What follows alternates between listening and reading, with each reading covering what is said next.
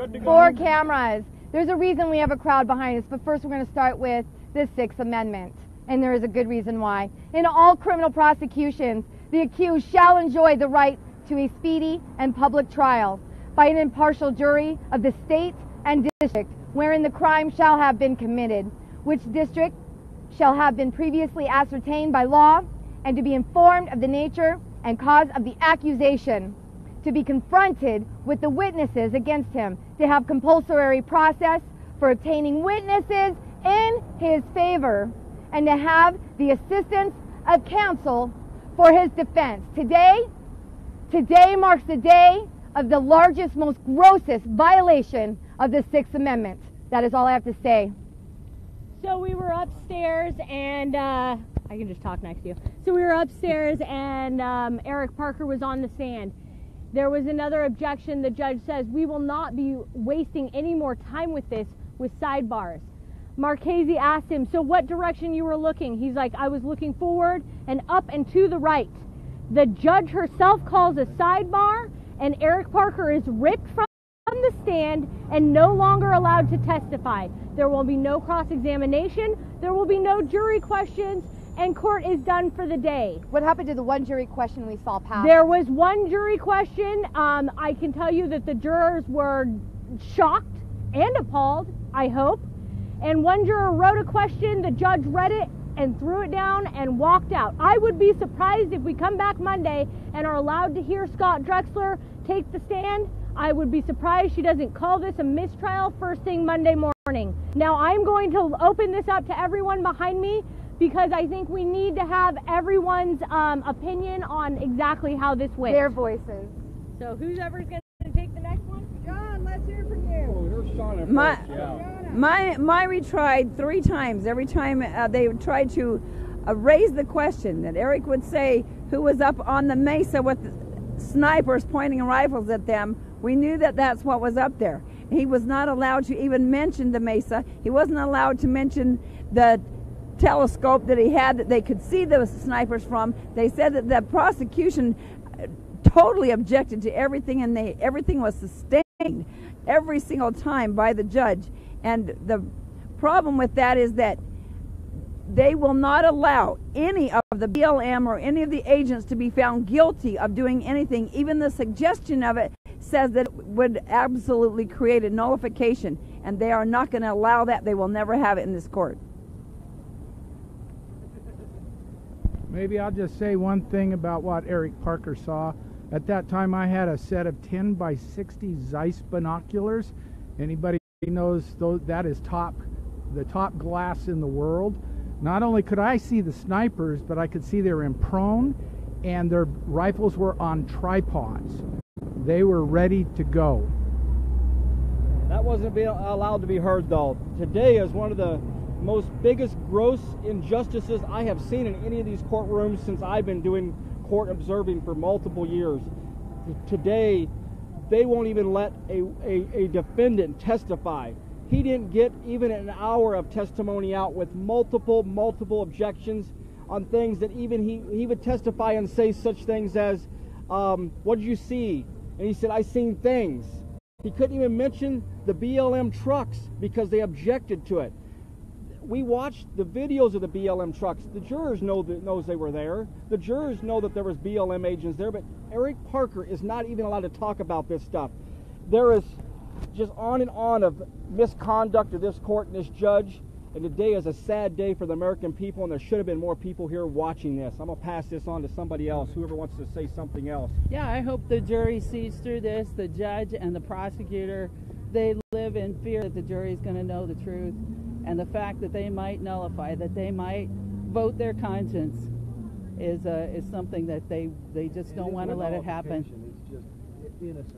It's just, well, it doesn't have to be nullification, but they have to be able to use their judgment, and they can't when they don't see the truth. What did the judge say about nullification today? Do you recall that? Not allowed in her court. Not She's not allowed. She's not allowed to speak about it to the jury. This woman is out of control. She's letting the prosecution dictate to her what they want done, and she kowtows to them. She's inept. She doesn't even look educated. She's a disgrace. This is an outrage. These defendants have not been able to help themselves or put on even the most basic defense. I came here because I kept hearing this stuff. You can't believe it unless you see it. We need more of a presence down here, and they need to know the country is watching, and they need to follow the Constitution, or at least the basic tenets, and let these people put on a defense for themselves. Miss Sheila, where did you come from real quick? I'm sorry. I came down from Eugene, Oregon 2 days ago, and it's a shame. This is a travesty and an outrage. I wouldn't have believed it if I hadn't seen it myself. Thank you. I have Neil Walper from Los Osos, California, Little Paradise. These judges, like Navarro, serve on good behavior for life. And it's high time a judge like Navarro is impeached and kicked off the bench. What she's been doing and perpetrating in this courtroom is absolutely outrageous and flagrant violation of any kind of fair trial. Our ability, she is dragging the U.S. justice system through the mud. Yes. And we are losing and developing a horrible disregard for our own justice system. They are losing our consent due to the conduct that Navarro was showing in this trial. How would you compare her to Anna J. Brown? Well, yes, as you folks may know, I had some experience with dear old Anna. We started calling Anna Brown the Queen of Hearts, or the Red Queen up there in Portland. But quite honestly, she's looking quite benign now compared to Navarro. But of course, Navarro has looked at our trial up there, in which myself and Ammon and the rest were all found not guilty on. And Navarro is absolutely determined to have none of that kind of thing in her courtroom. She is absolutely determined to get guilty verdicts no matter what, come hell or high water. And her bias and her teamwork with the prosecution is so absolutely flagrant that it is mind-boggling. So I'll say once again, these judges serve their time on good behavior, and Navarro very, very much so is a candidate for impeachment. Thank you. I have one more thing to say. If there are any judges or anybody who is in the know about how a real trial is supposed to happen, they need to come down and do a peer review of this woman's performance. We need you. Also, media, you have to come in and look at this, even if you are against the Bundys. I don't care. You need to come in and see what's happening to this system. So any judge, somebody, come do some peer review on this very much out of control judge, supposed judge. Her tour is completely broken. I just want to go back into my notes just a little bit. When Myrie says, for Eric Parker to say, I saw BLM officers raise weapons, is not, saying that provocation is not a defense. When an officer points a gun at you, you have no right to defend yourself by pointing any gun back towards him or any other way. So a provocation from an official that we believe is not a legitimate official is no reason that you can defend yourself. And so they left no self-defense, and they said all of that would be jury nullification, and they're not going to allow that. Now, Sean, real quick, didn't the judge ask for other witnesses?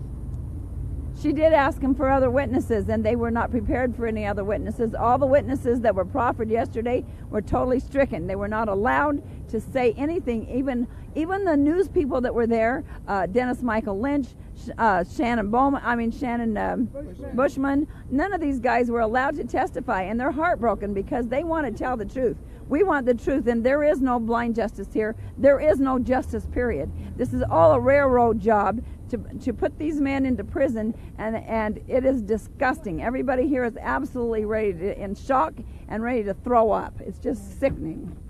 One thing we know, the truth is the government's biggest fear here. It is. The truth is the government's biggest fear. And I don't remember exactly the quote Ammon Bundy said, but he said something about truth is the easiest thing to see.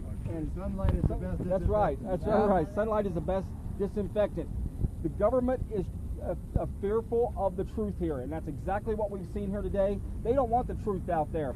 Eric Parker, Scott Drexler, these defendants were there. They should have the right to be up on that stand, telling their side of it. And we've seen that Eric Parker today got removed from the stand, and he was stunned. He was shocked. Eric Parker was crying afterwards. and he's a strong guy, but he's trying to fight for his life here, and he's not allowed to do that. He's not allowed to defend himself. The biggest, most grossest injustice I've ever seen in this court to the American people. We need people down here Monday morning, as many as we can get down here. We need more than 35 people.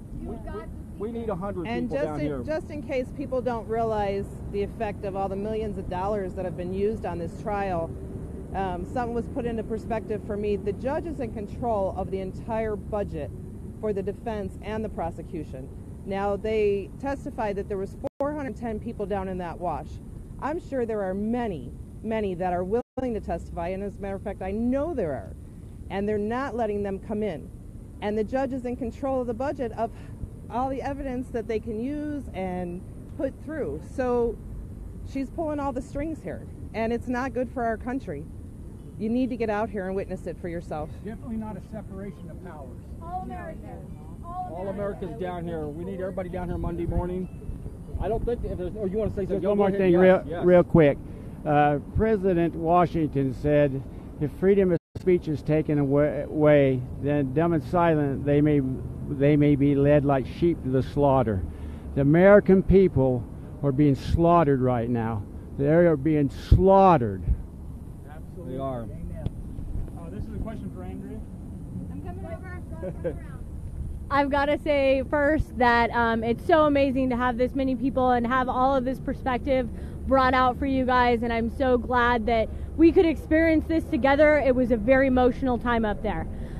What Eric was saying when he was pulled off the stand, he said, what direction were you looking? And he said, I was looking straight forward and up and to the right. What they are objecting to is he talked about snipers. There was snipers. There was someone that showed him binoculars that showed him those snipers, and he was not allowed to say that. He tried at first to say he was looking at a truck of people with plain clothes. They said he could actually say that. That was objected to, sustained. And he said, well, what direction are you looking in? And he's like, I was mainly looking forward and up and to the right. Objection, sidebar, and he is taken off the stand. Is there anyone else here that would like to say what they felt or saw in there today? Yeah, I'd like to say what I heard today, because if I hadn't seen this with my own eyes before this happened, I wouldn't believe it. Of course, we know Andrea, everything that she shared. When you get in court, it's actually worse than she actually, said. It's absolutely amazing. Like the other day, the last trial, 14 of 16 defendants weren't allowed to testify. 14 of 16. And the government said it's because there was an ongoing investigation and they were unindicted co-conspirators, and therefore their testimony would be unreliable. And then the other day he says, oh, we've never alleged that the other people were unindicted co-conspirators. Yes, you have. And so now they've taken a different tack to keep people off the stand. They didn't just eviscerate the defense, they have completely obliterated all of it. To do this to Eric Parker should wake you up that this is no longer the America that you were raised to believe it is. This is a communist regime. And the Department of Injustice was the first takeover, and we're seeing it loud and clear right here. I hope you'll all be here Monday. What happened to drain the swamp? Oh yeah, no. They refilled the swamp with the same people, with the same ones that were already in there. Drowned in the swamp. Instead of the blue coats, it's the red coats in there now. Does anybody else have anything? Yes. Well, I was shocked, as I'm sure everyone else was, when the judge cut the testimony short.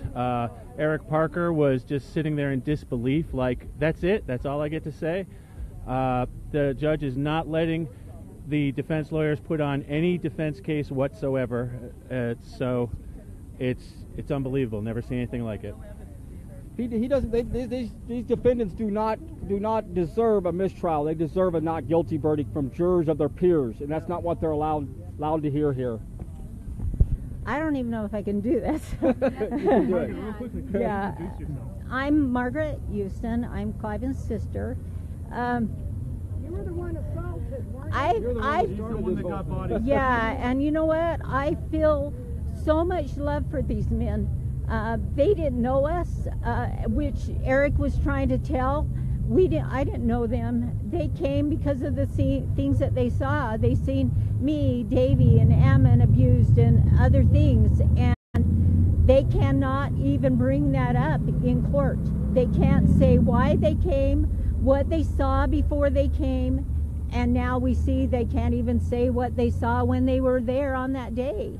I mean, I'm in awe. I think we're all in shock of what we've seen and what's going on. And these good men, can you spend the rest of their life in jail for coming and standing with us, not knowing us, and they can spend the rest of their lives in jail for standing up for their neighbors, and they are not getting a trial. You know what? We've always been taught. The prosecution tells their side, the defense tells their side, the jury decides if we're guilty or innocent. That is not how our courts are run now. This court, we have no defense. Our only defense, our only witness was pulled off the witness stand today. And he may be the only one. Scott may not even be able to be on there Monday.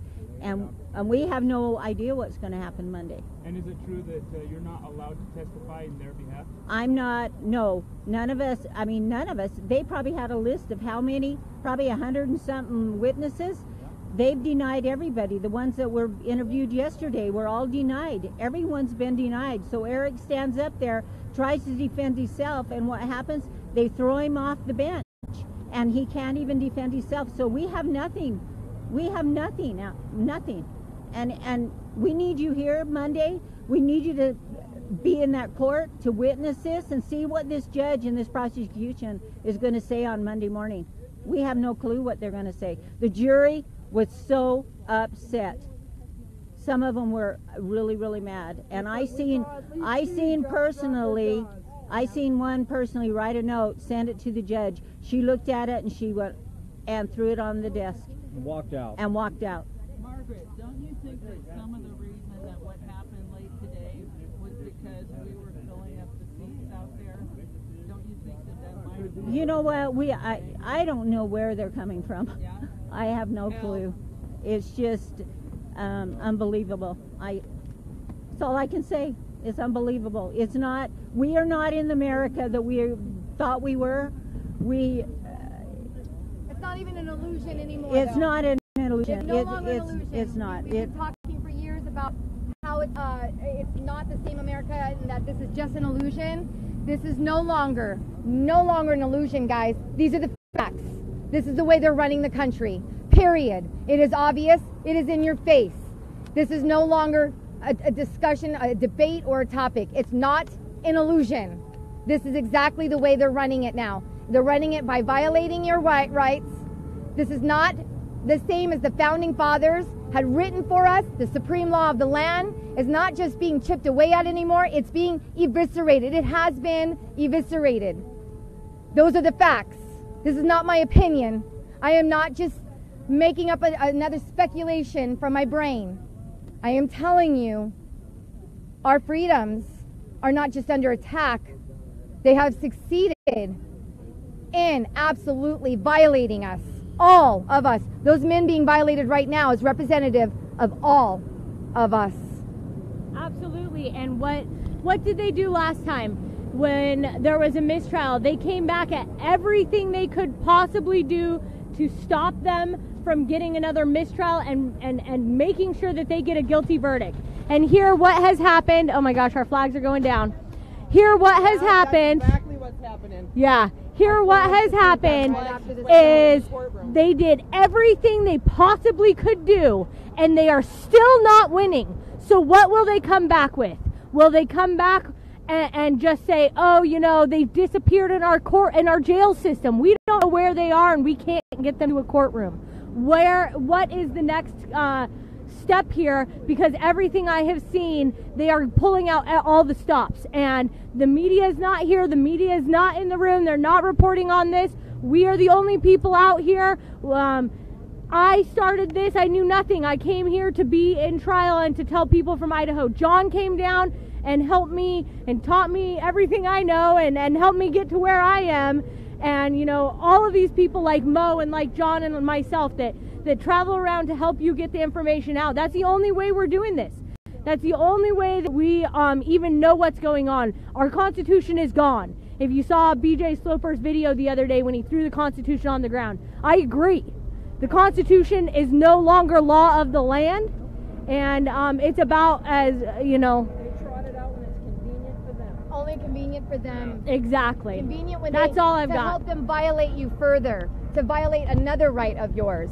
So a lot of times what I've seen from the elite, so to speak, is when you have a violation against one of your rights, they will use another part of the Constitution and somehow word that and twist the words of that part of the Constitution in order to help them justify the violation of your right, which is irrelevant. It's an irrelevant part of it. I've seen it over and over again. And that's exactly what we're seeing in court today. Actually, I don't even think there was any part of the Constitution being used against anybody, just the gross negligence and violation of their rights, of all of their rights, any defense rights whatsoever, or rights to speak for oneself. A lot of people are asking questions on how can they help. If you could put I would love to about say InfoWars and how if everybody sent a message to InfoWars to get on top of this and stay on top of it. Not InfoWars, yes. Please come. I begged you guys last year. I don't know if you ever saw my messages. I was nobody to you. I'm still probably nobody to you. I don't care what I am. I am a person. I'm an American. I am asking for alternative media that has been doing this longer than me. I am asking for all alternative media. This is a call out, straight up, right now. I am calling out Americans to be Americans and stand here, not just to witness this, but say no more. Witness in court or stand down here with David Fleeman and protest this. I am calling out all alternative media right now. This is where you need to be. I know Antifa's not down here. I get it. I get there's other problems. I understand. But this right here is setting precedents, setting the precedents to continue to violate you, me, them, all of you.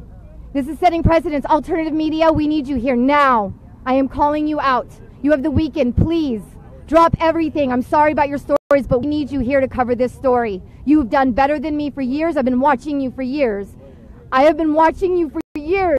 And it's because of you guys that I've been inspired to do the right thing and stand by my neighbor. I was nothing. And I need you. I need all of you. Because you're the only media for us. The only media that we have left. So I need you here. We need you here.